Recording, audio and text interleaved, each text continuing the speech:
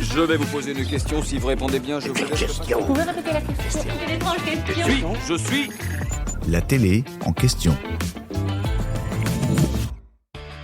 On prend les mêmes et on recommence. En 2026, Top Chef reprend du service sur M6 pour une 17e édition. Côté présentation, Stéphane Rothenberg sera évidemment de la partie. Face à lui, le jury reste inchangé.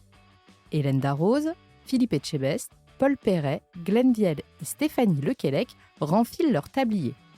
Quant aux candidats, ils seront 16 à espérer succéder à Quentin Moreau, vainqueur de la précédente édition.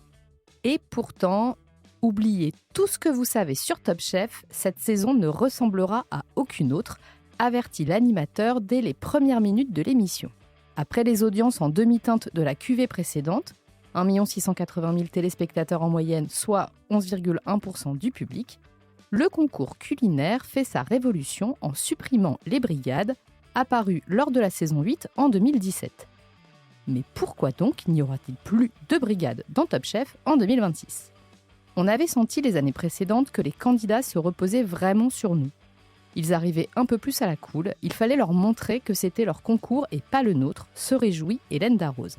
Les candidats n'auront pas d'aide, ils seront seuls face à leur destin, assure Stéphane Rothenberg, tout en précisant qu'ils vont parfois travailler en équipe.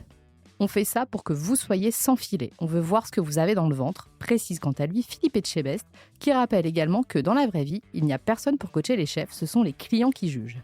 Résultat, les chefs abandonnent leur rôle de coach pour se concentrer pleinement sur celui de juré. Ce sont bien eux qui vont évaluer et qualifier ou éliminer les candidats.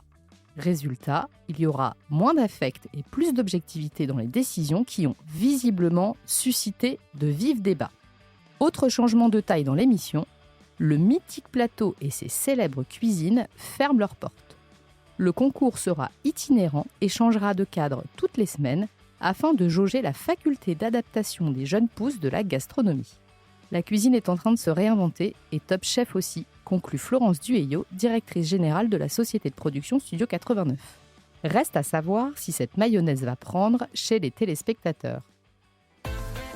J'espère que cet épisode vous a plu. Si c'est le cas, abonnez-vous sur votre plateforme d'écoute préférée pour retrouver de nouveaux épisodes chaque semaine. Et si vous en voulez plus, découvrez aussi le ciné en question et les séries en question sur les plateformes d'écoute et téléloisirs.fr.